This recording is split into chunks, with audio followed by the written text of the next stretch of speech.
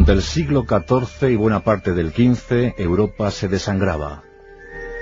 La tremenda, la agotadora guerra, la extenuante guerra de los 100 años, que se prolongó desde 1337 hasta 1453, devastó dos naciones, la británica y la francesa.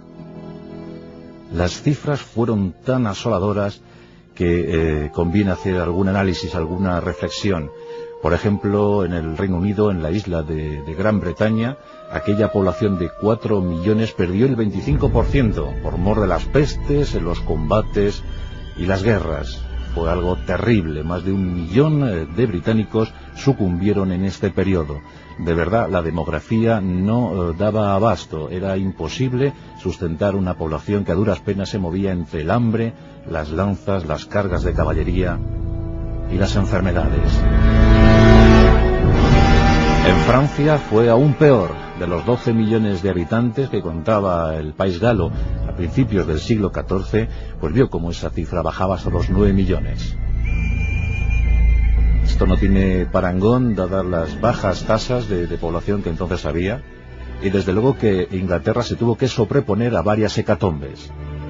Y más aún cuando, además de esa guerra internacional con Francia, por motivos de la dinastía, de la sucesión de los territorios, una cosa que se empezó a gestar en tiempos de la inmensa duquesa de Aquitania, Leonor de Aquitania, pues además de esta guerra internacional, surgieron múltiples disensiones internas.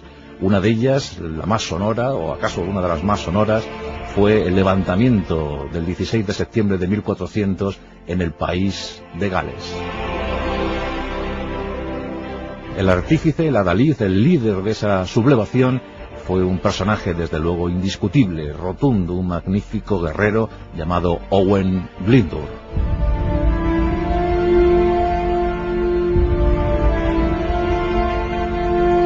Este brillante estratega, este hombre tan avezado en las lides de la guerrilla, vino al mundo hacia 1359, por supuesto en el país de Gales. Hoy en día, país de Gales es una entidad territorial de casi 21.000 kilómetros cuadrados, con prácticamente 3 millones de habitantes. Pero a mediados del siglo XIV estas cosas no eran así. La población era muy escasa, sufrida por causa de la enfermedad, el hambre y la guerra, y desde luego los territorios estaban muy fragmentados en pequeños estados o pequeñas entidades feudales dominadas por tal o cual señor al servicio de tal o cual interés. Y buena parte de los magnates que se enseñoreaban de país de Gales se presentaban o estaban al servicio del rey inglés. Por supuesto, la metrópoli era Londres, que apenas podía contar más de 100.000 almas en aquel tiempo, en aquellos años del siglo XIV, pero que ya era gran emanadora de civilización, de costumbres y desde luego de poder. Owen Glyndŵr, o Owen Glendower, como le llaman los ingleses, pues muy pronto fue enviado por sus padres, miembros de la nobleza local, fue enviado a Londres para curtirse, para instruirse en las lides del derecho. Iba a ser aprendiz de leyes. Con muy pocos años, con tan solo 7 años, fue enviado a la capital londinense. Y allí el joven Owen pudo ver de cerca cómo era la vida cotidiana de los ingleses. Su sentir, sus pesares, sus constantes movilizaciones para la guerra. Comprobó, constató en persona la revuelta campesina de 1381, que estuvo a punto de poner en jaque toda la monarquía británica de un solo golpe.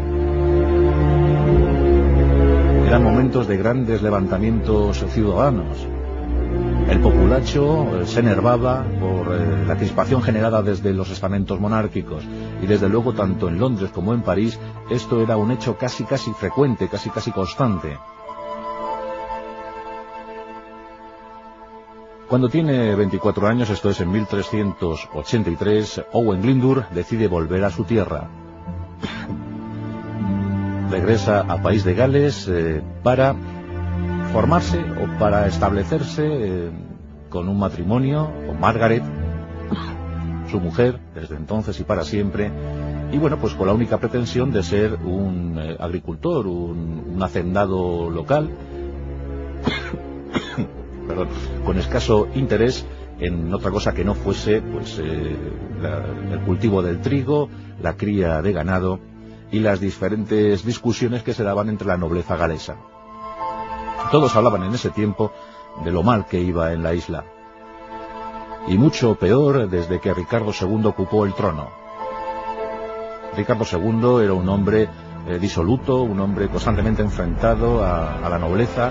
Buena parte de esa nobleza le era desafecta, y desde luego tanto asesinato y tanta maldad, tanta conjura en derredor dio sus frutos en 1399, cuando su primo Henry de Bolingbroke dio un auténtico golpe de estado y le despojó de toda su mística monárquica.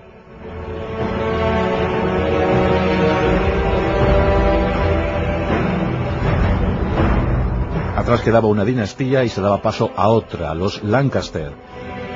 Henry de Bolingbroke, proclamado Enrique IV, fue el iniciador de la saga Lancaster, era duque de Lancaster, y bueno, pues esa dinastía daría mucho que hablar, y sobre todo quedaría ensalzada gracias a los magistrales trabajos literarios de un tal William Shakespeare. Este momento de 1399 fue aprovechado, como es lógico, por esos nobles locales que soñaban con la independencia de su tierra. Y poco a poco se fue gestando una sublevación en toda regla. Como es sabido, Owain Glyndŵr se había curtido en la guerra, era un excelente militar, un magnífico militar, pero con ganas de prosperar en los negocios y no en la guerra.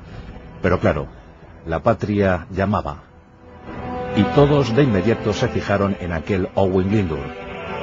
En 1400 tenía ya 41 años, y el 16 de septiembre de ese año, 1400, asumió el Principado de Gales. Asumió por proclamación popular y casi obligado por el fervor de los que le seguían ese título de Príncipe de Gales. Toda una afrenta, todo un desafío a la corona inglesa. De inmediato, un puñado de rebeldes se unió a su jefe. Eran tan jóvenes que pronto la gente, la ciudadanía galesa, les dio un sobrenombre: los niños de Owain, los muchachos de Owain. Eran apenas adolescentes, mozalbetes, pero siguieron a su jefe como uno solo, y los golpes guerrilleros que provocaron desde ese 16 de septiembre se hicieron célebres, resonaron por toda Gran Bretaña. Los muchachos, las tropas de Owain, tomaron al asalto castillos, feudos, ciudades. En algunos casos el ataque, el estrago fue de tal magnitud que esas ciudades amuralladas fueron abocadas a la destrucción. No pudieron levantar murallas nunca más. Cabalgaban como diablos, golpeaban a las abigarradas tropas inglesas que una tras otra eran enviadas por Enrique IV, el estupefacto Enrique IV. Nada más ocupar el trono, el inglés ya debía asumir su primera revolución, su primera revuelta interna, y los galeses eran ciertamente duros, muy duros. Un combate tras otro, golpeaban preferentemente por la noche, llegaban en pequeños grupos, asaltaban los campamentos enemigos, mataban a 30 o 40 y escapaban, amparados por el manto nocturno. Decían que eran demonios, y pronto la mística comenzó a cubrir a este personaje, Owain Glyndŵr. Decían de él que era un fantasma, que era un espectro, que sabía dirigir a sus tropas desde el interior de un bosque, desde lo alto de las montañas. Los trovadores, los poetas, comenzaron a hablar de él, a escribir sobre él. Era Owain Glyndŵr, el gran jefe de los galeses. Nos encontramos en 1401. Glyndŵr dirige una tropa de apenas 400 hombres. Se encuentran acampados cerca del valle de Hayden. Y pronto las patrullas de Owain detectan cómo una formación de unos 1500 hombres, entre jinetes e infantería, se dirige al valle de Hayden. Lo acostumbrado para Owain era destacar a unos cuantos de los suyos, golpear, robar armas, destrozar lo más posible